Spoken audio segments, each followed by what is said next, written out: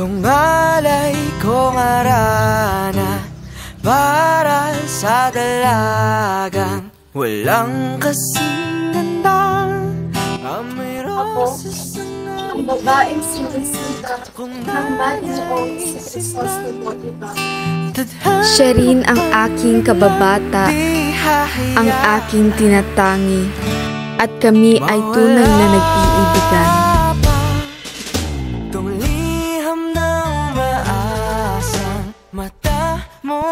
Ako si Maria Clara de los Santos Alba, at madalas din akong tawagin. Ako ang nag-iisang anak ni na Doña Pia Alba at Kapitan Tiago. Tinaguri ang pinakamagandang bituin at nag-iisang mutya ng San Diego. Ako ay may katangiang mahinhin, maganda, masunurin, mapagmahal, at kilala bilang may kalinisang puri bilang isang babae. Ako ay madalas ding nailalarawan bilang isang mistisa, bilog ang mga mata, at ito ay marahil ang naging pamantayan ng kagandahan sa Pilipinas.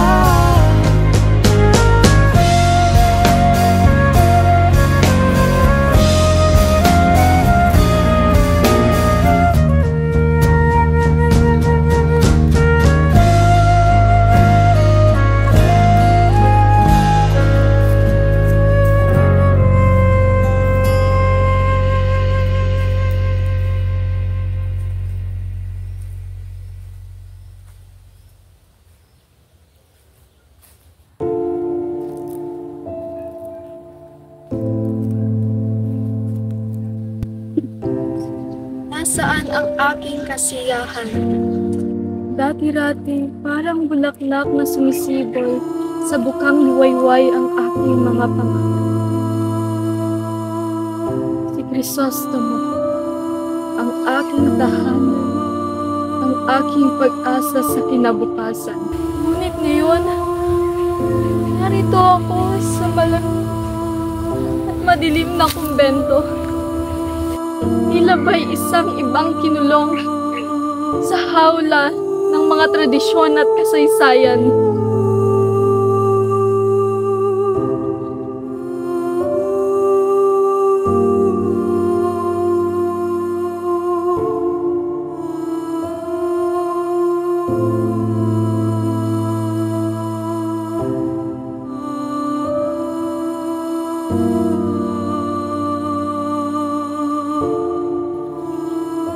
Sa bawat araw na lumilipas, parang lalong bumibigat ang mga tanikala ng aking kapalaran. ako hinayaang pumikit ng landas ng aking sariling tadhana. Ipinanganak ako sa isang lipunan na ang mga batas at kaugalian ay hindi nagbibigay ng kalayaan sa tulad ko.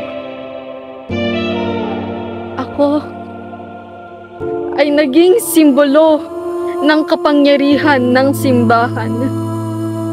Isang instrumento ng kanilang kontrolong. Paano ako magtatangkang humingi ng katarungan sa mundong hindi ako binigyan ng boses? Kayo, mga padre at madre, kayo ang nagpasya ng aking kapalaran. Kayo ang nagsabi kung sino ang dapat kong mahalin. Ngunit alam nyo ba? Alam nyo ba ang nararamdaman ng isang pusong sinaktan at pinagkaitan ng pag-ibig? Alam nyo ba ang kirot ng pangungulila sa mga bagay na hindi kailanman magkakaroon ng pagkakataong magkatotoo? Si Ibarra, siya ang aking sinasandalan, ang nagbigay ng kulay sa aking mundong puno ng batas at regulasyon. Ngunit, nang mawala siya, parang nawala na rin ang lahat. Ang aking mga alaala, ang aking mga pangarap, lahat sila naglaho sa hamog ng kasinungalingan at pang-aalipusta. Narito ako, nag-iisa, sa isang lugar kung saan ang mga pangarap ay tila naging alikabok.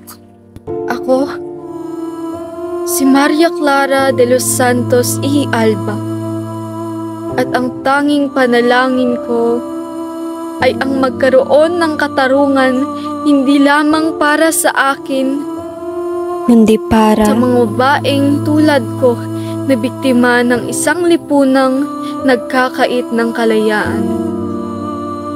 Sana'y marinig ng Diyos ang aking hinagpis, sapagkat sa ngayon, wala na kong ibang pag-asa kundi ang awa ng langit.